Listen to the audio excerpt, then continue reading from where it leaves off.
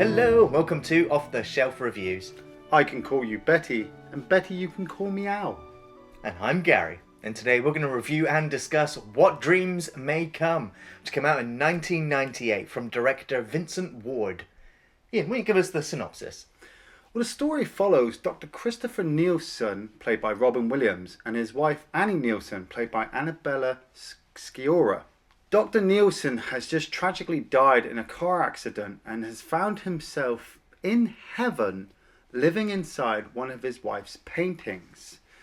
They are soulmates connected across the afterlife, but after also losing her children 4 years later, Annie commits suicide and is sent to hell. Christopher decides to venture down there to rescue her. This is based on the book by Richard Matheson of the same name, and there's quite a few little differences throughout the film adaptation of the book. Right. The family sort of condensed down, but the events pretty much play out the same. The main difference is that the book is a lot more cerebral, whereas the film is visually stunning to look at. Yeah. I've not seen many Vincent Ward directed films, but I do know the name as one of the story and concept creators for Alien 3. Yes, the monks on the wooden planet. Yes, yeah. But I can safely say that this film, What Dreams May Come, I absolutely love it. Yeah, I'd say this is the second time I've seen it. I watched it many years ago, and I'd completely forgotten about it. You know, a lot of the concepts, the visuals, and all that kind of stuff had completely come out of my mind. But the main story I'd kept, you know, the guy dying and having to venture into hell to rescue his wife. I'm going to say right now, I have no problems with telling you that I cried like a baby with this film. Niagara Falls. Yeah, man. I knew it. I knew it when I was walking into it, when we said we're going to do What Dreams May Come, and I'm like, god damn, it's Robin Williams, you know. This is an emotional gut punch. Oh, yeah, but it was, you know, like I said, years and years ago when I watched it, I didn't relate to it as much as I do now as being a husband and a father, you know, and the way it is delivered to you as well, that you're immediately kind of drawn into it. Robin Williams' monologue at the beginning about how he meets this woman. He's telling the story. He's narrating for you as an audience. Yes. And yeah, it's, you know, when Up came out, everyone went on about how emotionally upsetting the first 4 minutes were. Yeah. I'm like, What Dreams May Come is just as bad. Yes. Because you see him, you know, that he meets the love of his life. They have the marriage, they have the kids. Yeah. And then within 5 minutes, they send the kids off to school and they die in a horrible car crash. Yeah. And it's like, that's the tone we're setting for the start of this film. Yeah. And then it jumps 4 years later, and we're following Christopher in working with children, and you know it was heart-wrenching to know that he was still working with children without having children of his own, you know, and he was pretty much doing a Patch Adams. Yes, yeah, he was pretty much doing a Patch Adams, but it's also talking to his wife over the phone. Yeah. You know, how she's about to have a complete meltdown because something at work's not going well. And he has to obviously talk to her over the phone to take deep breaths and to take little steps. And he's just trying to be strong for her. So he's really resourceful in the fact that he's prepared for this eventuality, you know? And he has the artwork literally next to him to help her decide which maybe pictures to use in this display. But it was heartbreaking to know, you know, as the film unfolds, it kind of goes back, doesn't it, on itself, retelling the entire film right up until the end is all told in flashbacks. Yeah, the whole film is flashback heavy, but the timings of those sequences really do help shape the characters as the film goes on. Now I will say, for the most part, the film's adaptation of the characters is a bit more two-dimensional. But it still works, you know, you get the flavour of what's going on. It's painted for you really clearly. Yeah. I mean, for me, the acting from Robin Williams about how much he loves his wife, you know, and how much he loved his children. like I said, I was sat there like, please, Robin, don't make me cry. Please, Robin. But you're looking at his face and his eyes are welling up. And you'd have to be fucking dead inside to sit through this movie and go, oh, yeah, I'm not getting emotional. And to that I say, suck it. If you're a guy going, oh, well, I'm not watching it because, I don't relate to it. Don't then. But he gets in his car to go to meet his wife after work. It's their anniversary and she's working late. And there's a car accident. I mean, I thought it was a lot bigger. I remember, I don't know why I remembered it being bigger, but maybe I'm mixing it up with Daylight. But, he's driving in a tunnel and people are overtaking him. And then all of a sudden there's a little few crashes and he gets out of his car to rush to help. And as he's helping this woman, somebody else crashes and their car flips up in the air and you just watch it come down on him. Yeah. A little bit of trivia here for you, just to take away from the horrible moment that's just occurred. Is that the car that you see overtake him and then crash down the tunnel. When he stood there trying to help the woman and you see the next car crash, that's the same car but shot from the other angle. Really? Yeah, it's the same Porsche. Nice. That would cut down on funding a little bit. Yeah.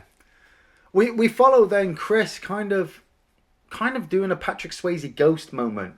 He's still on Earth. We're explained by Cuba Gooding Jr., who's playing Albert, that Chris is having difficulties letting go. Yeah. He doesn't want to leave his wife. And it's just weird seeing that blurry Cuba Gooding Jr. kind of floating around and doing weird arm movements in the background. And I'm like, what the hell's going on? But then my mind says to me, like, he's got to let go of his life in this world and Annie to be able to see Albert, to be able to make his move into the afterlife. But almost everything that you do see in the real world is reflected in the afterlife, in this film's interpretation of it, where you see the painting that she's made for him, and there's this female outline that's all very blurry. And that's the sort of shape and form of Albert. That's the way he visualizes it. But there'll be other sequences later on, which we'll come up to. But yeah, it's fascinating watching, and it does bleed into sort of horror moments. For instance, when she sat there and she's writing a letter. After time has passed. I mean, he's been to his own funeral. And seen everyone that's gathered there, and he tried to console his wife. But she sat there and she's been seeing psychiatrists, and she's writing in the paper. And he sort of does this, the term for it's active writing. And that's when you let your mind go blank and you let spirits or whatever take over, and you will write whatever they say. And it just, for me, it just calls back to the Evil Dead. I leave my mind blank all the time and don't let things in. That, again, it's just a very powerful moment where he's trying to let her know it's okay, that he still exists, that he's there to help her. It's like the funeral where he starts touching her face and then she's touching it after. But you can, especially with the writing moment, she literally has a breakdown because she kind of knows he's still there, but she doesn't want to accept that because that would mean accepting that he's dead and that she's alone, and with the loss of her children as well, and the guilt and the depression that she had from that. It's all boiling up inside her. And, we hear her talking about she's gone to see psychiatrists, and the psychiatrists are like, we're keeping an eye on you because we think you're going to do something silly. And then you see the scars later on, and you realise that it was something that she'd gone through when her children had passed, that she had wanted to kill herself, so now her husband's not there. What other reason has she got to hang around for? Yeah, well, in the books, she goes on a sort of an exploration of the afterlife, consoling with mediums and trying to connect with Chris in the afterlife, and of course all those methods fail, and so But then Chris wakes up in the painting, and I remember when the film first came out, I think just after its release, there was a big hoo-ha about the special effects that Vincent Ward had gone into to make this painting come alive. And it just, I don't know, for me personally, the effects now look a little bit Yeah, in places, like especially when their hands touch some things. Yeah. Or when there's a sequence where Robin Williams is running through, and there's like bushes there that just sort of float right through him. It's like it's hard to tell what's real and what isn't, and but the effect of it in your imagination, and it does help. That everything, it looks painted. It just, I said, he's leaving footprints of paint on the floor, and he grabs that rose, doesn't he? And all of a sudden he just crushes it because it is just paint. And he goes to step in the water, and he's kind of sinking into it. But it is also uplifting as well because you see the dog. Yeah. And we'd already had this flashback that the dog had gotten to a certain age and that they had to go put it down. So having this welcoming spirit here, you're like, oh, I'm starting to feel good that he's not alive, that he's in the afterlife. And you're able to now properly see Cuba Gooding Jr.'s character, who's trying to help him let go. And I love the whole conversation they have. It's like, are you your brain? Yeah. Or are you your arms and your legs? Yeah. And it's like, you are none of those things. That's it, yeah. Oh, but I can see things. Yes, but your eyes are just meat and they rot. I suppose he doesn't really say it though, but he's meaning your soul. Yes. That kind of fifth, sixth, seventh sense that people have. And it's a really weird balance though, because it cuts back, like Robin Williams is so happy to be here, to be letting go, but then cutting back to Annie, who's all alone and she's making paintings to get her mind over it. And so like that big tree appears. And he's like, oh, well, I never saw that. It was a blank canvas before I left. And Albert's like, well, if you must be soulmates, you've got this connection through the afterlife and into the real world. And he's like, I'm hoping you can see it. And he's loving seeing it. And then she's like, you don't see it. And she just pours all that paint stripper onto it. And you see the tree kind of, the leaves all come apart. And then I could kind of hear like a crying in the background. And she can hear him in the afterlife as well. And that gets you. You're just like, soulmates, torn apart. I love you!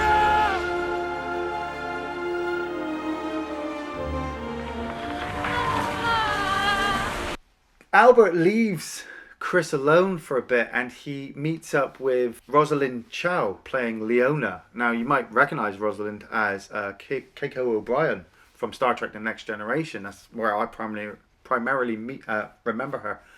And she says to Chris, well, I'm here because Albert said that you needed some friends. And so she kind of takes Chris to another part of heaven, I suppose. I mean, it's a social environment. Yeah. It's because this afterlife and the whole religion, I guess, that this film explores. I mean, it doesn't go into religion. No, it doesn't. But the author of the book said he made it all up. It's his own religion. Yeah. But the Hinduists were just like, well, this film is exactly our religion. The Hindu afterlife, reincarnation, and all these sorts of things. And he was like, no, it was none of that. It was basically my curiosity about the paranormal, metaphysics, and things like that.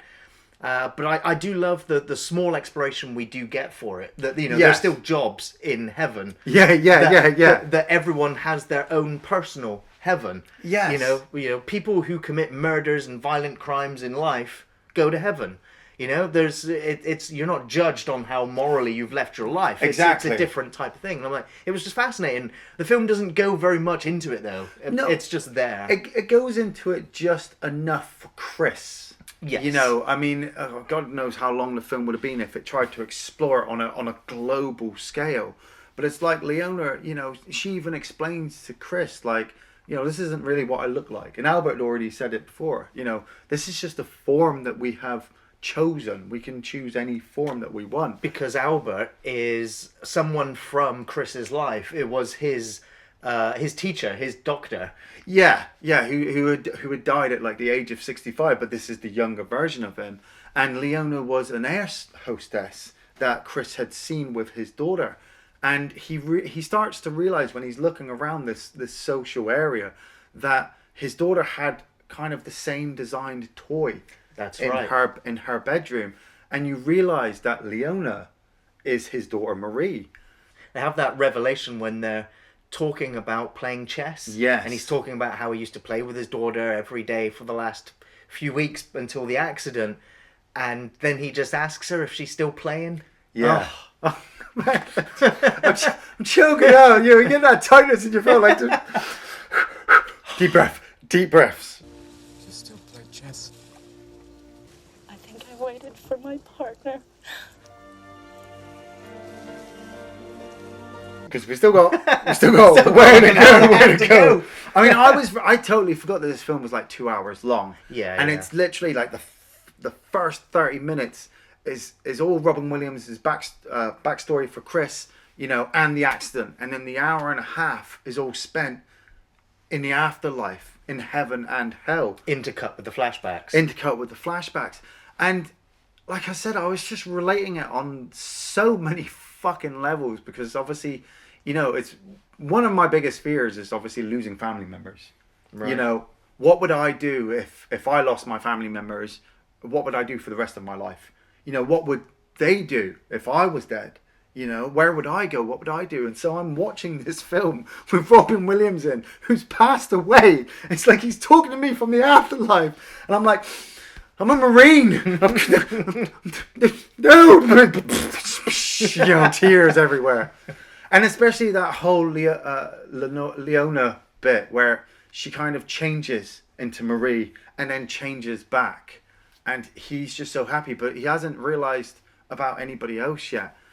And there's a lot of hints that he had almost forgotten about his children. Yeah. Because he was so wanting to just be reconnected with his wife. They doesn't really even mention his children, and they kind of have to prod him to go, hey, remember you had kids? And I got that feeling from the film a little bit. Yeah, I did as well. I mean, it was in balance with the whole letting go motif. They wanted him to let go of his need to be there for his wife so that he could, I don't know, relax or enjoy heaven or whatever. And it's as the film unfolds, you start to realize the reason why he doesn't want to let her go, because she went through such a traumatic depression, a traumatic depression after the death of her children, that she had to be, institutionalized. And he was going to see her over the 4 years, that we'd seen at the beginning that jumped. He was going to see her, and it was getting so hard for him to stay with her that they almost divorced. But, the beauty is there that they're such strong soulmates as well, that they were able to overcome that. And now you're feeling as well the pain the wife is going through because her husband's dead.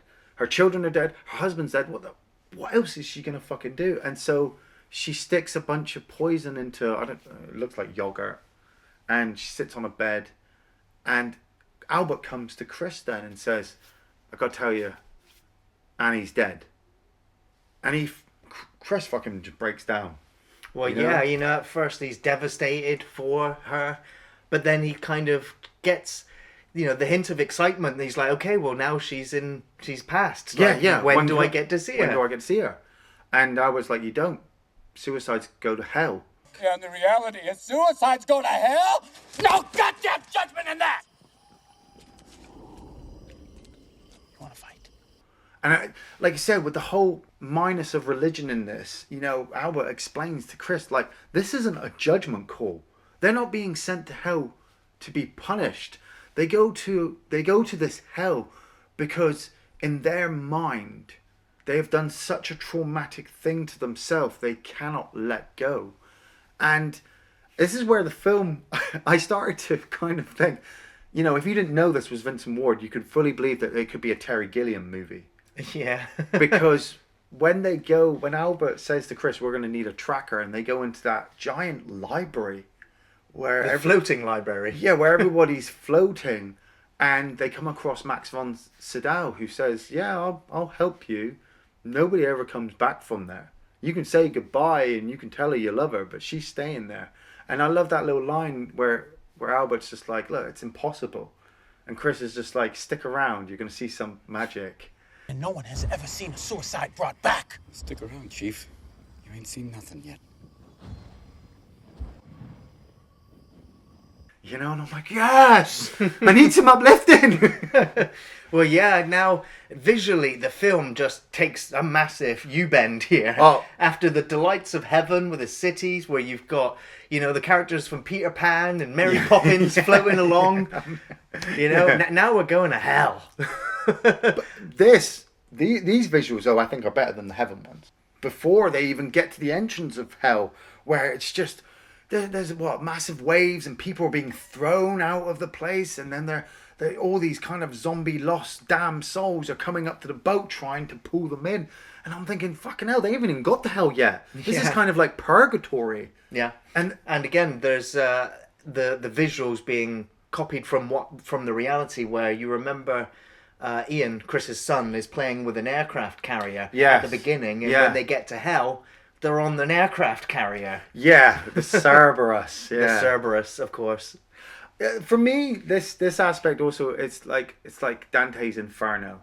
You know, we're seeing him venture down the many different levels of hell. They don't fully go into the details, but it's like we get through the sea, and then we get to the burning out aircraft carriers, and Albert's all ready to race in on board to fight all these, I don't know, Mad Max wannabes, you know, or demons. These are all the extras that died in those movies. yeah, and it's that point where Chris has the realization, you know, he remembers saying to his son that there'd be nobody else he'd rather go through hell with than him, and he realizes that Albert is Iain, and they hug, and he's just like, no, you can't go in there. And I'm like, oh my God. Another man I'd go through hell with. Elevator to hell. Going up.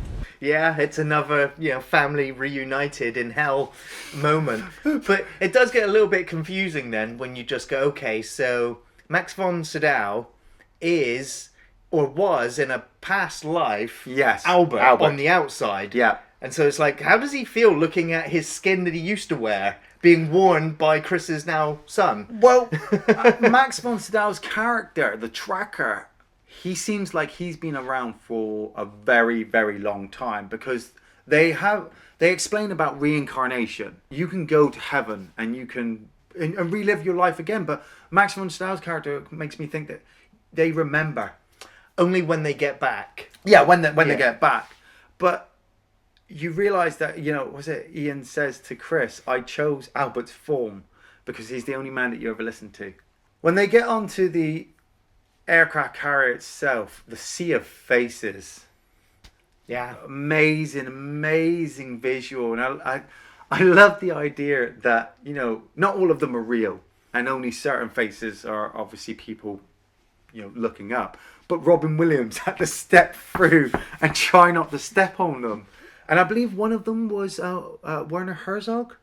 Yeah, I think his he was father. or Papa. Yeah. And I was just like, oh, yeah, I've seen a couple of your films. Yeah, you kind of need to be in hell for some of your movie making. But no, you know, he still pulled off a really good bit. You know, the interaction between him and Robin. Like, he says, like, oh, don't worry. Yeah, you're not my son. He'll be around at some point.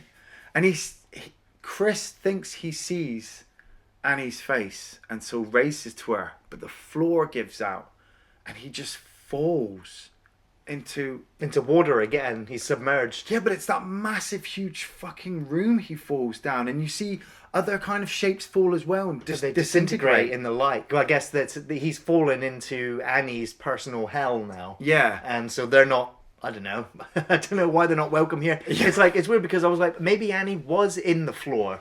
Yeah. But maybe she's not actually there. It's just that floor was just a representation of all the different people in their personal hells. Well, stuck in the mud. I don't know. That was it. Well, they said that Chris needed to keep the memory of her. That's what kept them connected, so he could find her. Yeah. You know, and the like you said with the children, the more he was concentrating on the children, he was losing the signal of the wife. So keeping that memory, he saw her, but it wasn't really her. And then they end up at their old house. And the tracker explains to Chris, look, You got 3 minutes. You last any longer in there 3 minutes, you're going to forget who you are, and this is where you're going to stay. It's that the reality that will surround you in there, you will come to believe is your reality, and so then there will be no return to heaven as you were. Yeah, and it's kind of a crazy thought, because it's like there's no horny demons with pitchforks punishing them. It's their own guilt. It's their own negativity, their own pain that's just forcing them to stay in there, and that's where they will literally stay for the rest of eternity. But he goes in there, and I love the colorization between the two of them. You know, Annie is kind of ghostly white and grey, and he's obviously all colourful from coming from heaven, and he's trying to get her to remember, and she doesn't believe he's Chris. No, so he pretends that he's the neighbour who's just moved in up the road, and man, the jokes that Robin Williams put into the movie are amazing. Yeah, they are. And so we have a few more flashback sequences as Chris tries his best to convince her that he is her husband, and he goes to kiss her, but she has complete withdrawal. She has another massive meltdown. She's disbelieving of him, and eventually he looks defeated, and he returns back outside. Yeah. And he says, I give up. Yeah. And Max von Sydow's just like, this trip was only ever meant for you, not for her. Yeah. So let's go. And Robin's like, no, not the way you think. Yeah. I give up on returning to heaven. I'm going to go back in there and spend eternity with Annie, because after the flashback, he never joined her when she had a mental breakdown after the loss of the kids. He tried to be the strong man while she broke, and that pushed them apart. And so now he's decided that that didn't work. So I'm now just going to stay with you. And he does, and you watch him fade in. Well, he doesn't fade. The colorization of him goes. Yeah, he just loses all memories, and he says his last thing to her, which was the last thing he said to her in the sanatorium, which was, "Don't give up." Yeah.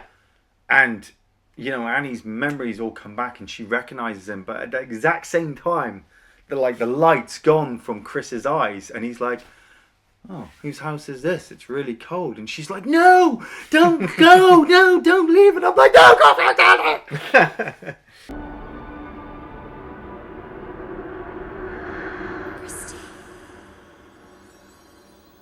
But it's okay, because they both wake up in heaven anyway. There's no real explanation after they just got back. Well, no, she says it to him, doesn't she? She says because he wonders that. He's like, "How did we get back?" And she says to him, "Well, you know, all you have to get here, all you have to do is think." Yeah. You know, I like to play around the idea that she got him and pulled him outside, and the tracker was there, and she pleaded to get him back, and they got back, and it was like 2 seconds they were gone. I noticed this when watching the film this time round, is that there are so many points where it's just like, "Hey, Chris, close your eyes." Yeah. "Hey, Chris, close your mind." And it's like, and we're somewhere else. It's like you never, it's like when they have to go to the tracker. You know, it's just like, "Hey, close your eyes, Chris." And it's like, "Oh, we're in a boat." Yeah. You know, the film doesn't ever show you the mundane things in heaven of like, "Oh, we got to go to the pier. So we got to go get the boat." Well, but everyone else teleports. Like, you know, they'll be there, and Max von Sydow will just turn up behind him, and it's like they just teleport. Everyone teleports except for Chris. Well, I mean, I put that down to that Chris is still new. Yes, yeah. Like I said, the film doesn't go into can you teleport, can you fly, you just run. It doesn't go into. It doesn't matter. I got it out from the flying sequence where it's just, you know, Albert's just like, "It's a bit early yet. Why don't you just try and run over there?" And he's like, "No, screw this!" And he just leaps off this massive fall. But then when he hits the floor and realizes, "Oh, I can't get hurt," he just goes with it. Yeah. So it's that concept in your mind of, if you can do anything, you've just got to forget the impossible. Because Chris even says that, you know, people only call it impossible because they've never seen it done. Yeah. You know, and I'm like, yes. But Chris wakes up, and there's a lot of blue in this film. I started to notice that. There was the blue of the tree when the kids were driving away. There was the blue of the tree that Annie had made. Or the purple tree. Or the purple tree. Yeah. But also the dress at the end that she's wearing just really stands out. And it was the one colour that really kept popping for me, and I was just like, is there like a connection there? Like, you know, like you've got red and it's color coded thematically, so that. But in Sixth Sense, you've got the red, which means that there's ghosts nearby. In this, it just seemed like blue. I thought blue was kind of motif for death, but then it turned up on Annie at the end when she's in the dress, and I'm like, well, that can't mean negative because she looks so happy to be there. But it was just so beautiful, and oh man, I fucking. Hold it together. I almost broke down when she saw her children. Yeah. I'm always with it right up until the moment that the daughter character does this weird thing where she lifts her hair up. Yeah. I'm just like, I was with it until that little moment. I'm like, you've oversold it.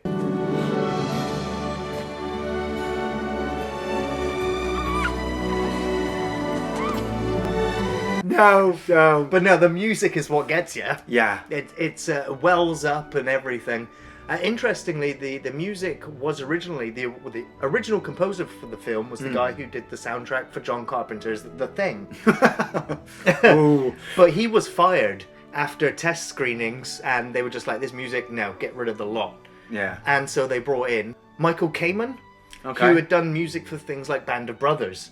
Oh, nice. A very accomplished musician. Yes. And so the music that's in the film, it's, you know, it works. It really hits you when the film needs to have the emotional weight to affect you, and it does it very well. Yeah. And the ending of the film is beautiful as well. Oh, yeah. You know, they decide that you know, they had a pretty shitty life.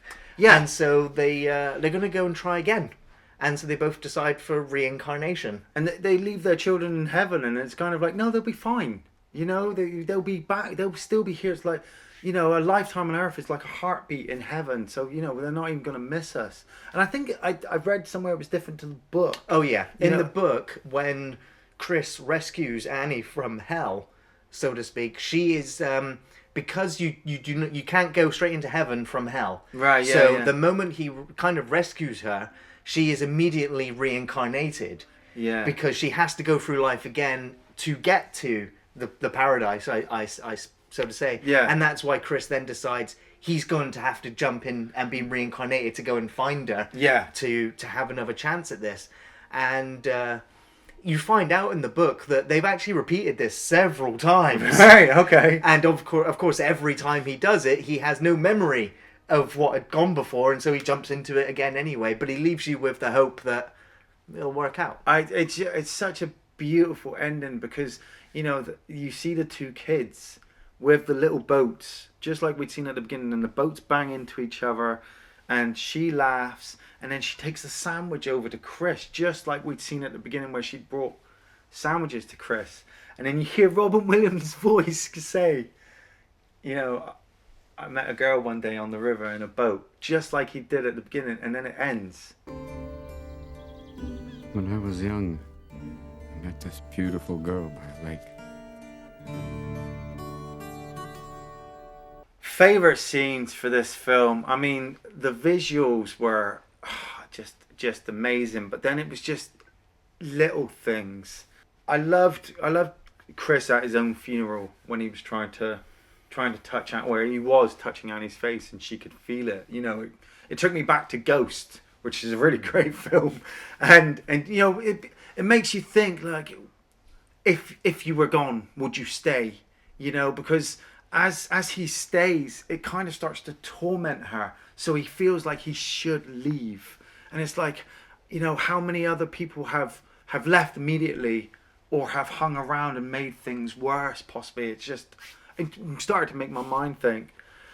When he sees his dog and he says, "I screwed up, I'm in dog heaven." Oh my God. That's the best line in the film, isn't it? Because you haven't even had so much. You know, that is just like, oh yeah, Robin Williams was a comedian. It's really funny. It's just brilliant. And then he says to his dog, "Oh no, it's not me, it's you. You're in my heaven." It's like, yeah. Yeah.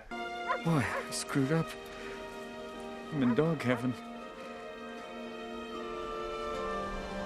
I love the moment when Chris jumps off the cliff face, essentially, and you know, you can see Cuba Gooding Jr.'s mouth move. Yeah. There's nothing coming out, but then he says the line as he's falling. I bet you're thinking, "Oh shit!" Now. Yeah. There was a lot of sequences like that. I felt like there were like there was certain moments where the camera was over Chris's shoulder talking to Cuba, and you could hear Chris's voice, but I couldn't see Robin Williams' lips move. And then it kind of flipped around, and I was just like, It was the redubbing or the editing. There was quite a few like continuity errors, like the girl with the sandwich at the end with the bite taken out of it, and then it's gone again. Yeah, just little things that you might notice that you go, huh? But it doesn't diminish the film's meaning anymore. It's just, experienced filmmakers might see it and go, oh, well.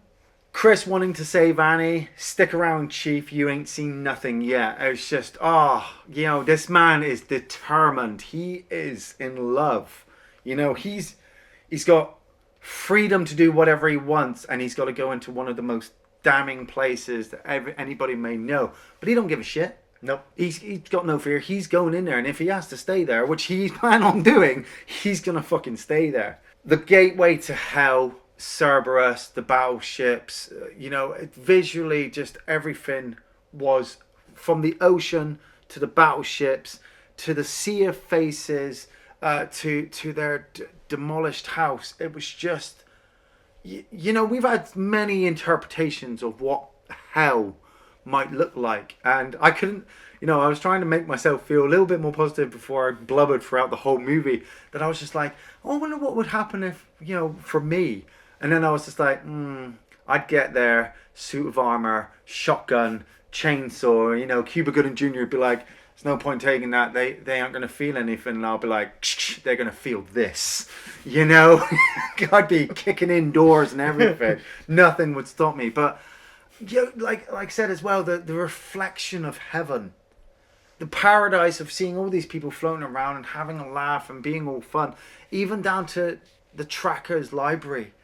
It just took me to Terry Gilliam movies, and I was like, wow, just, to go on those sets. When you see them on the boat come out and Cuba Gooding Jr. just floats off. And then Robin Williams is like, oh, we're doing that, are we? Oh, okay then. And he just floats off. But, at the same time, I mean, I wouldn't say it's a favourite scene, but it was just really, really well acted, was the sanatorium scenes. Yeah. The breakdown of Annie, the fact that she's committed suicide, like you see the scars on her arms, and she really meant to die, and she was really feeling guilt for not driving her kids. Chris explains that at one point, and the fact that he doesn't want to divorce her, but if he doesn't and he doesn't move away, it's going to destroy him, and he just says, don't give up. And I'm like, I won't, Robin, I won't.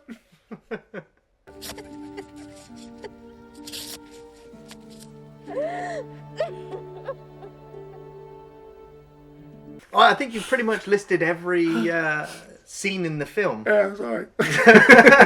So, I guess if I had to pick one sequence in the film, and it's the one that probably upset me the most, it's when he is in the painting and she melts the tree away, and they can sort of hear each other, and the whole soul bond connection thing was it's quite emotional. It's very, very effective, very well done. I, without a doubt, easily recommend What Dreams May Come. It is visually stunning. The vivid colours, the engaging performances from all of the actors, a really great soundtrack. It's an emotional journey through the afterlife with a satisfying ending. So, I definitely recommend What Dreams May Come. And to the extent that this is often or not when I'm asked what's my favourite Robin Williams film, What Dreams May Come. I do recommend it for those reasons as well, but I also don't recommend it. And the reason why I don't recommend it, and I'm going to take it a little bit serious now, is that the film is such an emotional ride that if you are suffering, when you go to watch this film, maybe you've lost a family member, maybe you're feeling really depressed or anything like that, this film gives you an idea that everything will be all right in the next world, and you might take the wrong idea from this film. You might think, well, fuck it, I'm going to end my life and I'll be in heaven with Robin Williams. We don't know. This film just gives us It's a fantasy. It's a fantasy. It gives us one man's idea of what he believes, the afterlife to be like. This guy also thought about what the apocalypse would look like because he wrote, I Am Legend. I highly recommend it if you're going to be sat down with like a loved one, and you just want a film to snuggle up to, and you love Robin Williams. But if you're in a dark place and you put this film on, it may, I really hope it doesn't, but it may just push you over the edge. And you don't want to end up in dog heaven. You certainly don't want to be stuck with your face looking up while people are standing on you. You don't want to end up in any of the dark places that this film shows you. So be extra careful that, you have to, I'd say you'd have to be neutral to sit down and watch this film, because it will pain you in places that you may not think you had. And at the same time, like I said, if you're one of these people who are watching this review and you're just like, fuck you, Ian, you're being too emotional. Thanks for watching Off the Shelf Reviews.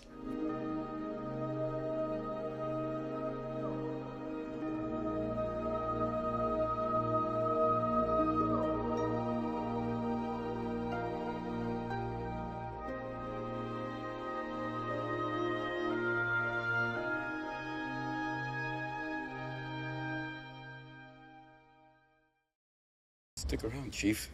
You ain't seen nothing yet.